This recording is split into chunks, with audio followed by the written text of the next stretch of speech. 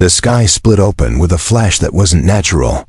Everyone on the command bridge turned their eyes to the rip in space.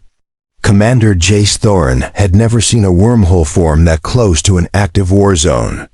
The alarms didn't even have time to screen before the enemy fleet tore through the breach. Plasma beams lit up the stars like a sun on fire. Their peaceful patrol had turned into a full-scale ambush in under 30 seconds. Jace slammed his hand on the comms panel and shouted, "Orders." His voice was calm, trained, but every heartbeat carried a weight of finality. The enemy ships weren't just fast. They were hunting something or someone. One by one, his allies vanished from the radar. The ship rocked violently as an enemy beam sheared off part of their hull. Damage reports blinked red across the screen. The computer showed no path to escape. The last option was risky, but it was better than death. "Eject the pod," he ordered. The crew hesitated. They knew what it meant. A last shot in the dark. A silent goodbye, but there was no time to argue. He climbed into the reinforced pod, sealed the hatch, and braced himself. Seconds later, he was hurled into space, fire behind him, and unknown stars ahead. His last view of the ship was its burning core collapsing inward. Alone, he drifted through chaos. The pod AI took over, scanning for any survivable planet. But the wormhole had thrown him far beyond known sectors. Hours passed like shadows. The pod shivered through turbulence, entering the atmosphere of a strange, unregistered world. The surface was dark, cracked, and glowing in some places. Jace knew one thing clearly now. This was not a civilized world. It was a survival world. A death world. And he had just landed in its mouth. He hit the surface hard. The crash crumpled parts of the outer shell, but the core remained intact. Jace was dazed but alive. He looked outside through the cracked display screen. Strange trees rose like claws, and the wind carried ash and distant howls. Everything looked hungry. The air was breathable, but heavy. Something about this place pressed against the lungs. He reached for his sidearm and opened the pod. Outside, the ground was uneven and cracked. Rocks glowed with a faint blue light, and fires burned far off. He took a step, then another. Suddenly, movement in the shadows. A shape emerged, tall, fast, and silent.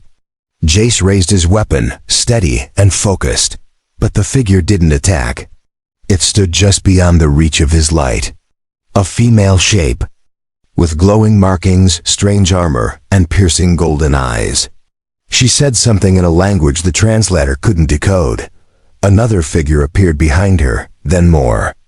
They circled him, but no one moved closer. He could feel the tension like a drawn bow.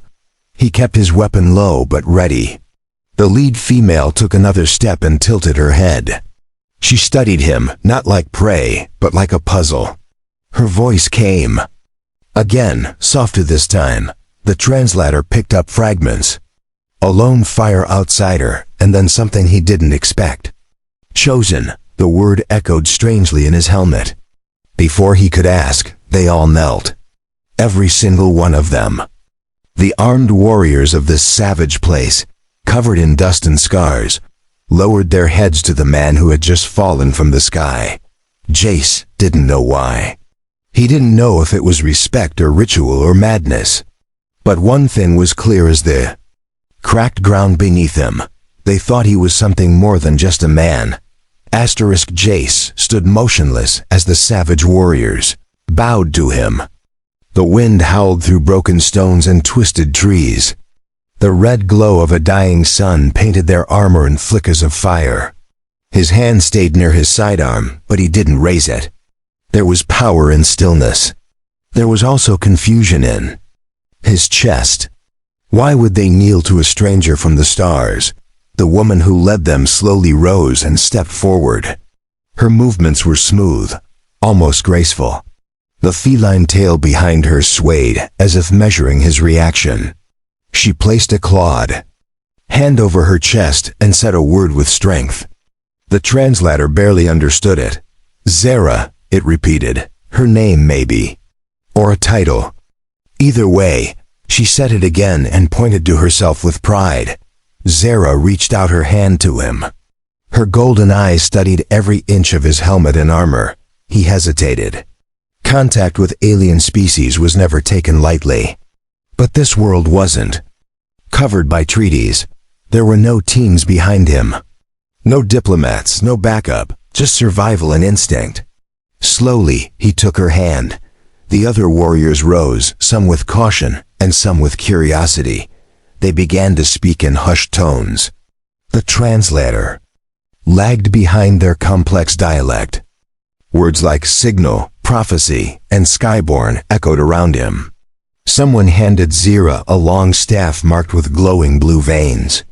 She raised it high, and the crowd grew silent. Then she turned and walked away from the pod, motioning. For him to follow, he did. There was no better choice. Behind him, two warriors picked up pieces of the pod's outer hull. Not as salvage, but like relics. He kept his steps steady, scanning the terrain. Their path led across scorched soil and past towering alien stones with carvings older than history. They reached a ledge overlooking a valley of sharp cliffs and bioluminescent trees. Below, strange beasts moved through smoke and steam. Far beyond, a fortress rose from the rocks like it had been carved by giants. Zara extended her hand toward the view. The translator clicked again. Home, it said. Then she added something else. King's trial. Jace didn't speak, but his heart beat harder. He understood what this meant. They didn't just respect him. They expected something from him, leadership, judgment, perhaps even protection. He was no king. He was a soldier, a survivor. But to them, he was something foretold. The group led him down hidden paths carved into the cliffs. Fires lit the way, and symbols glowed on the stone walls.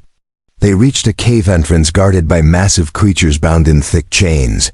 The beasts growled low, but did not attack. Zara held up her staff and the beasts backed away. One of them sniffed Jace's armor, and then dropped its head in submission. Inside the cave, warriors gathered in a circle. In the center was a stone platform covered in ancient etchings. Zara motioned for Jace to step forward. He walked into the circle, his boots echoing against the rock. The others watched him in silence. Then a deep drumbeat began. It came not from instruments, but from the ground itself. The light in the cave shifted. Faint blue particles floated in the air like dust made of energy.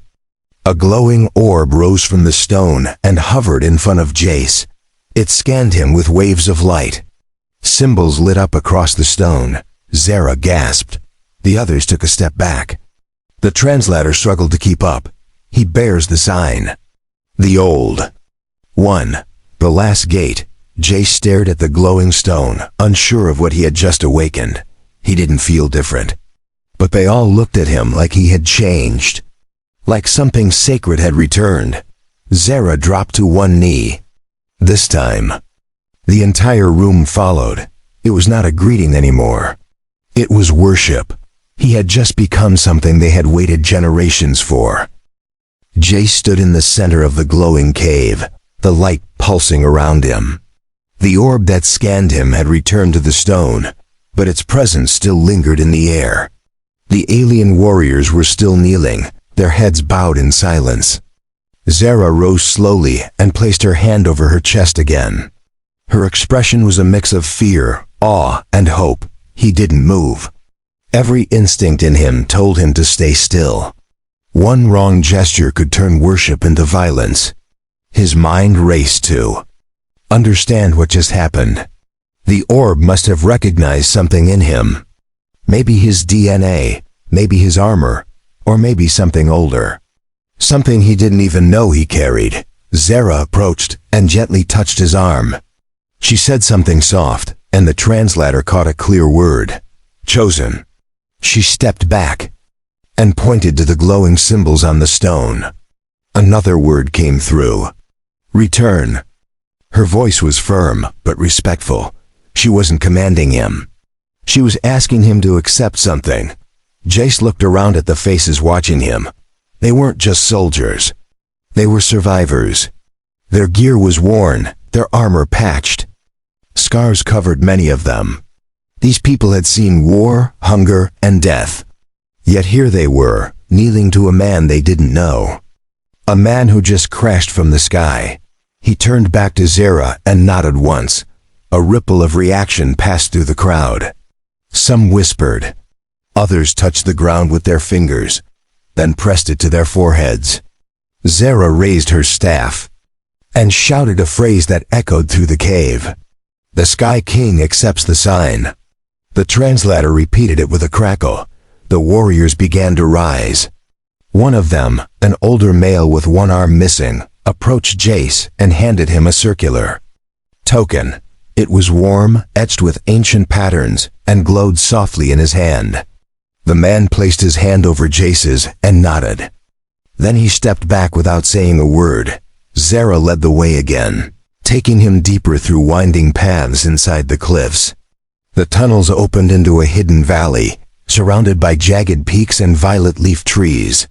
Homes were built from stone and bone, their designs flowing like nature itself. Children peeked out from doorways. Elders watched from the shadows. Everyone knew something had changed. They reached a tall structure in the center of the valley. It was round, wide, and covered in crystal veins. At the top, a golden flare burned silently, like a beacon to the sky. Zera led him up its steps, and the warriors followed behind. Inside was a chamber lined with relics and tall windows showing the red horizon. She handed him a carved staff and motioned for him to stand before the center platform. Then she stepped back, leaving him alone in front of the people. Jace's heart pounded. He didn't want to lie. He wasn't a king, but running from this wouldn't help him survive either. He raised the staff and spoke with a steady voice. "I am not your god. I am not your king. But I will not run from what I've been given. I will stand with you." The translator echoed his words to the crowd. For a moment, there was silence. Then a deep horn blew from the far side of the valley. One of the guards rushed into the chamber and shouted to Zera. She turned sharply, eyes wide. The translator crackled again. "Beast, near the waterline. Hunting party trapped." Without waiting, Zera spun and pointed at Jace. "Sky King leads," she said. The translator repeated it louder. Jace stared at her, then at the staff in his hand. He didn't have time to argue. He rushed down the stairs with the warriors, heart racing. This wasn't about symbols anymore. It was time to prove if he truly deserved the role they gave him. Asterisk. Jace sprinted down the tower steps with Zera and the warriors close behind him. The deep horn continued to echo across the valley. Below, people scrambled to prepare for a fight. Weapons were lifted from racks, and scouts pointed toward the waterline. Smoke could be seen rising past the ridgeline where the lake shimmered under the red sky. They mounted thin four-legged beasts that ran with long strides. Zera handed Jace a bone-carved riding tool, similar to reins. She climbed onto her creature with ease, her flowing dress snapping in the wind. Jace hesitated, then followed her lead. The animal snorted but didn't fight him. Somehow, it recognized his scent or presence. The group rode hard through the narrow path cut into the valley wall. The wind whipped around them, throwing dust and ash into the air. As they neared the ridge, the smell of scorched wood and whetstone filled the air. Jace could hear distant screams, not of pain but of command. These people didn't run from danger, they faced it. Zera shouted something, and the warriors fanned out. Jace reached the top and saw the threat clearly. A massive beast with 4 glowing eyes and jagged limbs was attacking near the river's edge. It looked like a creature made of stone and fire. Warriors were already on the ground below, trapped between the cliffs and the water. Their weapons sparked as they struck the creature, but it barely flinched. Its thick hide was too strong for simple blades. Jace scanned the area. His soldier instincts took over. He shouted for Zera to draw. it away from the cliffs. The translator repeated his orders with urgency. He pulled a small pulse grenade from his belt and calculated the timing. It wasn't meant for beasts, but it could stun. He charged down the hill, keeping low, eyes locked on the monster. The creature turned, noticing his movement. It roared, a sound that split the air like thunder. Flames spilled from its mouth and lit the ground. Jace ducked behind a large rock, then rolled and threw the grenade. It struck the beast's side and detonated with a loud crack. Electricity danced across its body. For the first time, it staggered back. Zera seized the chance. She yelled and drove her spear into its rear leg. The warriors followed, striking with renewed force. The beast howled and tried to retreat, but Jace wasn't done.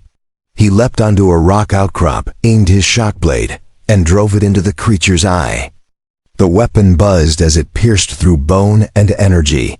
With a final screech, the monster collapsed. Its body shook the ground as it fell. Dust rose in clouds, and silence followed. The warriors stood still, panting, bloodied but alive. Jace pulled his blade free and stepped down. The stunned locals stared at him with wide eyes. He didn't feel like a king. He felt like a soldier doing his job. But to them, it was more. Zera approached and bowed slightly. "You lead with fire," she said. The translator clicked and repeated it. "You lead with fire." She handed him a piece of the beast's armor, a blackened scale glowing with energy. "For the trial," she added. Then she turned and ordered the others to collect the fallen and return home.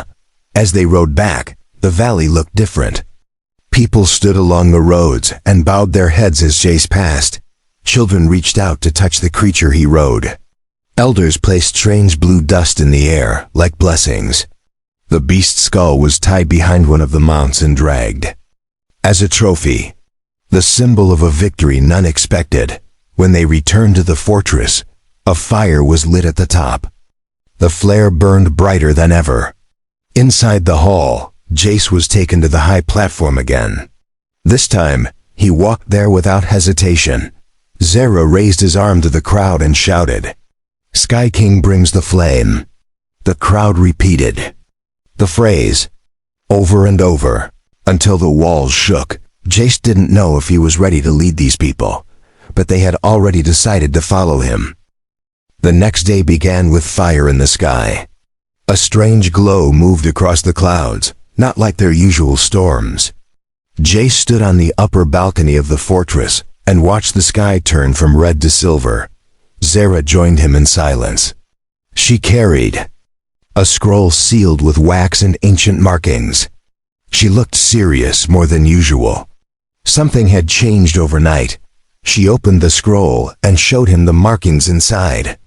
It looked like a map, but layered with symbols and runes. The translator struggled but managed to reveal a few phrases. Sky Trial, Bloodstone, and Legacy of the First One. Zera pointed at a mountain range etched near the bottom of the scroll. Her voice lowered as she said, "We must go." Jace nodded slowly. He knew this moment would come. The people believed in prophecy, and the beast he killed was only the first test. If he truly was their chosen figure, he would need to prove it again. This time not just with weapons, but with understanding. Zera said the mountain held the heart of the first king, a relic that would recognize only the worthy. They prepared for the journey quickly. Supplies were loaded onto creatures with thick fur and tough hides. A team of hand-picked warriors joined them, including the one-armed elder and a young scout named Rika. Rika had sharp eyes and quiet steps. Zera trusted her. That was enough for Jace. He strapped his weapon to his side and followed their lead. They traveled for hours through dead valleys and glowing forests. The ground pulsed with strange energy, like veins beneath skin. At night, blue stars moved across the sky in slow motion. Jace found himself thinking less about his crash and more about the people walking beside him. They weren't savages. They were survivors with honor. On the third day, the terrain changed. Sharp rocks jutted out of the ground, and ash rained. Lightly from above, they climbed a narrow path leading up to a jagged ridge. At the peak, a flat stone platform waited. Strange symbols were carved into it, still glowing after centuries. Zara stepped forward and held out the scroll. The wind grew stronger. Jace stepped onto the platform and placed his hand on the center stone. It was warm, pulsing like a heartbeat. The moment his skin touched it, the air shifted. A beam of light shot into the sky. The stone began to split open. Inside it was a small cube floating in the air, surrounded by spinning rings of light. Zara gasped. The warriors dropped to one knee again. Jace reached out and touched the cube. It didn't burn or shock him. It gently lowered into his hand. As it did, the rings of light disappeared, and the mountain rumbled. The translator spoke softly. Legacy accepted. Identity confirmed. Sky blood recognized. Suddenly, the ridge trembled. Cracks spread across the mountain. Zara shouted and pulled Jace back. A roar echoed through the cliffs. From the far side, a creature rose, a massive winged beast covered in black crystal armor. It let out a screech and dove toward the platform. The warriors scattered as stones crumbled beneath them. Jace activated his blade and stood in front. Of the relic, the beast landed hard, sending out a shockwave.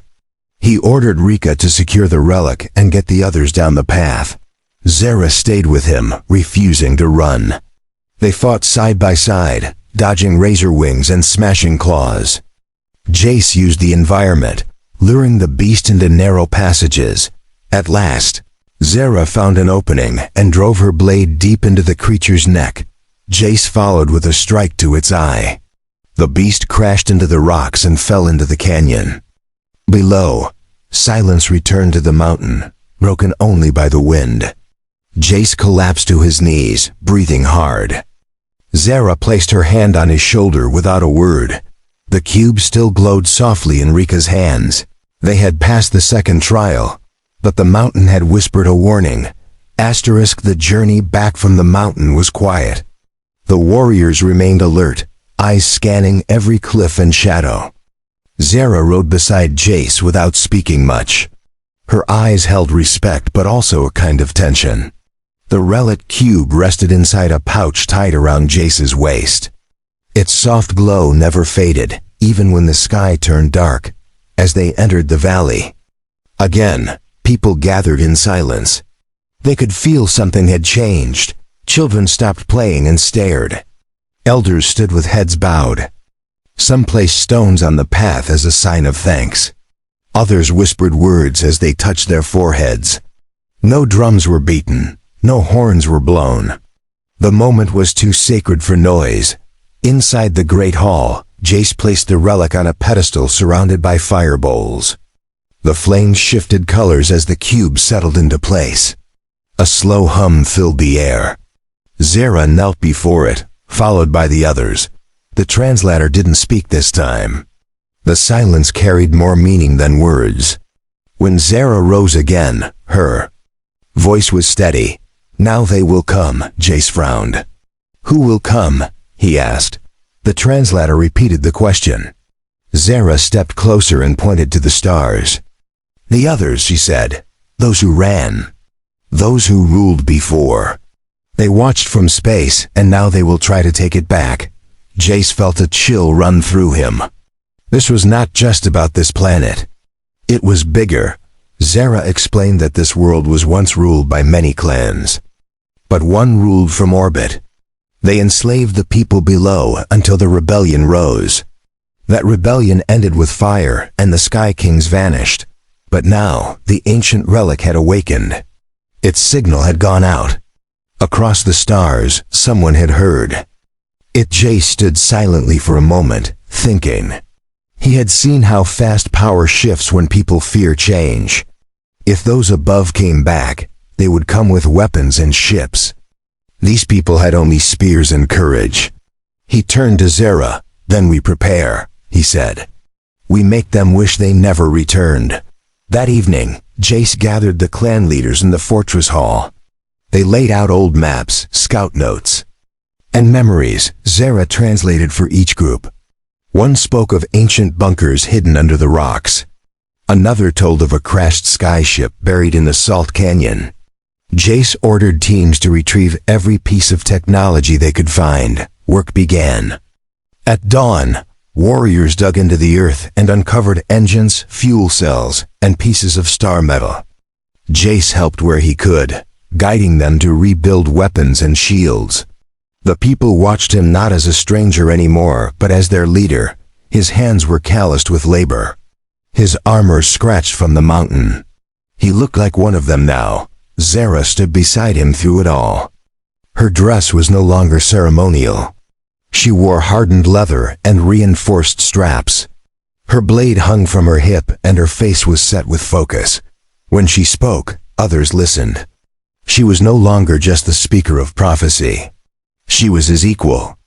In war, 2 weeks passed before the first sign appeared. A bright line in the night sky, moving too straight to be natural.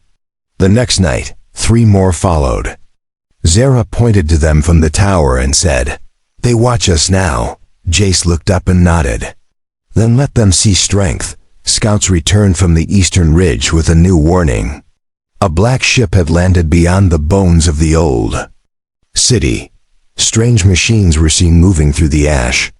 Jace gathered his weapons and the warriors. Zara looked at him and asked one question. "Are we ready?" He answered with fire in his voice. "We don't wait for war to reach us. We bring the war to them." The warriors gathered at the edge of the valley, weapons in hand, faces painted with glowing blue symbols.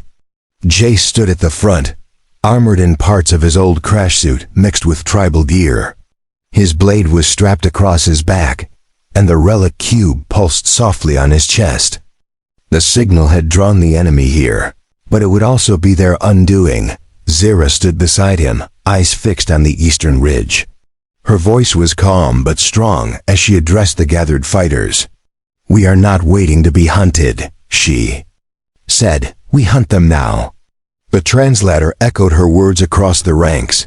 Cheers followed, not wild but full of purpose. The warriors were no longer just survivors. They were defenders of a future. They moved at dawn. The path to the old city was broken and lined with skeleton trees. The air was thick with mist and ash. Ahead, strange shapes flickered between the ruins. Mechanical drones hovered silently, scanning the terrain. Jace raised a fist, and the group stopped. He motioned to Zara and Rika to circle right. He and the rest moved left. As they crept forward, Jace spotted the enemy ship. It sat low between 2 black towers, its hull covered in silver plating and sharp antennae. Soldiers in black suits patrolled the area, armed with plasma rifles. Their faces were hidden behind helmets, but their movements were sharp and practiced. These were not scavengers. They were professionals. Jace whispered into his comms. "Distraction." In 60 seconds, when the flare pops strike from the ridge. He checked the power cell on his blade, took one deep breath, and ran straight toward the enemy line. They didn't see him until it was too late. He threw a flash bomb high into. The air and the sky turned white for a second. The warriors stormed in from both sides. Arrows tipped with charged metal struck the first line of soldiers. Zara's spear whirled through the air, knocking down 2 enemies in one move. Jace ducked low, slashing across armored legs and knocking weapons free. The battle spread like fire through the ruins. The enemy fought hard but lacked unity. Jace noticed a strange device inside the ship's open ramp. A pulsating orb, similar to the relic cube, darker in color. It was linked to the ship's core. He realized it was sending a signal, a beacon calling for more ships. He shouted to Rika, "We need to disable that signal now." She nodded and darted toward the ship's rear. Inside the cockpit, Rika found the core controls.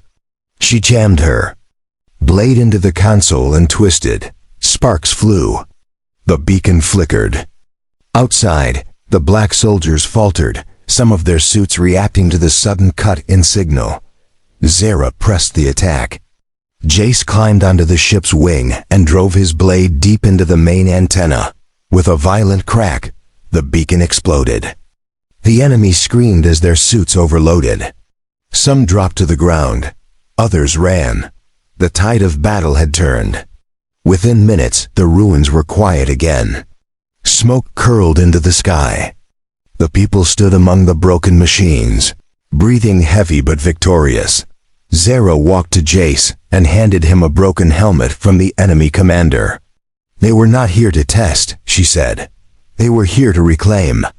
Jace nodded and looked toward the sky. "Then they'll come in numbers now," he said. "And we'll make sure they never forget what met them here." The people began to gather the remaining tech, pulling pieces from the ship's hull and the fallen drones.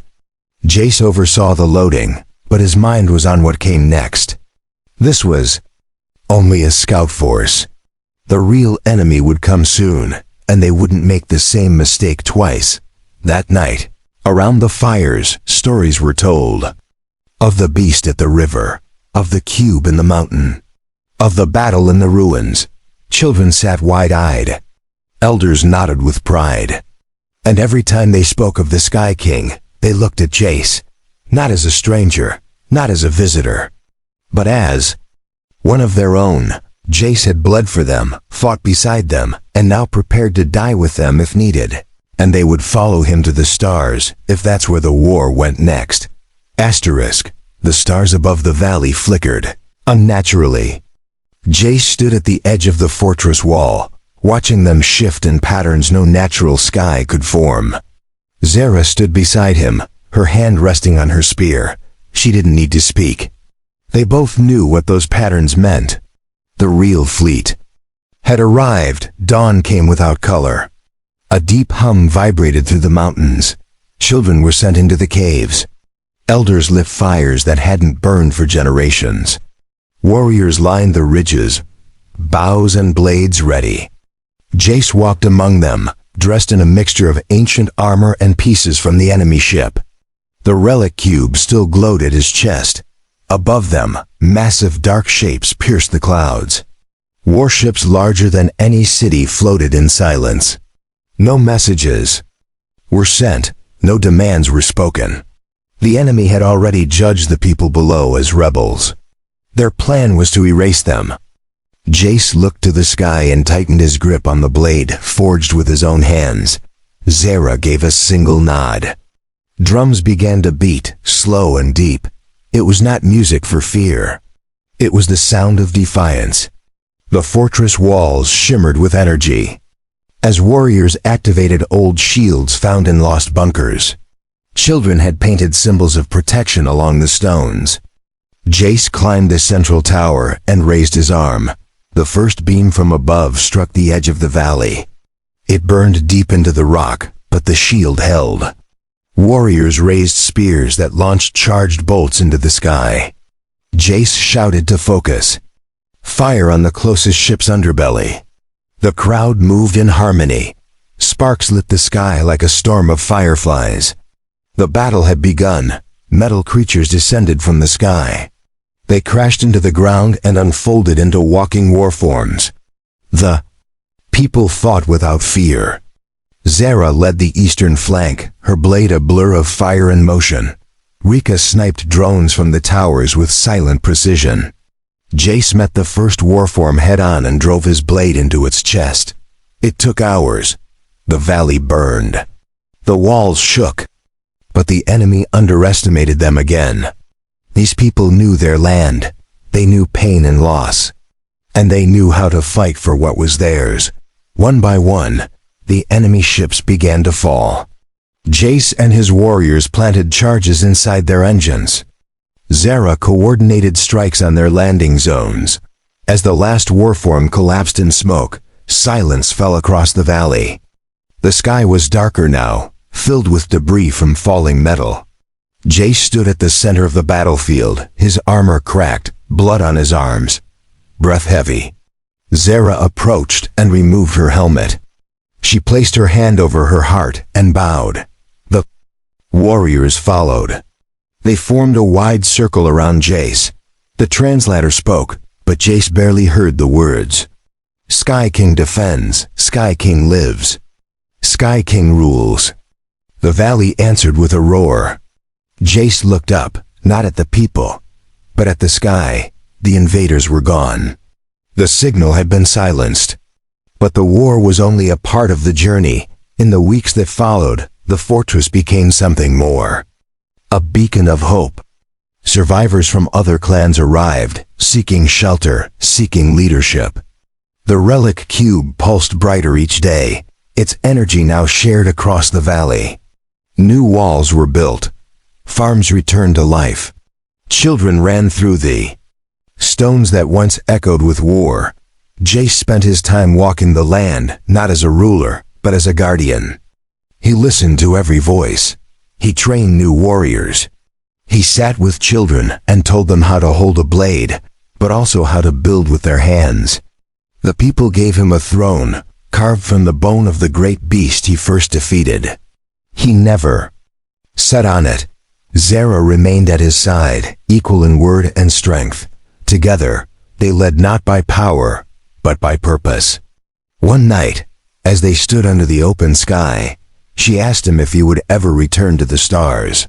He smiled and answered with a calm voice, I didn't fall here. I was meant to land. Jace never left the exile planet, because it had chosen him the same way he had chosen them.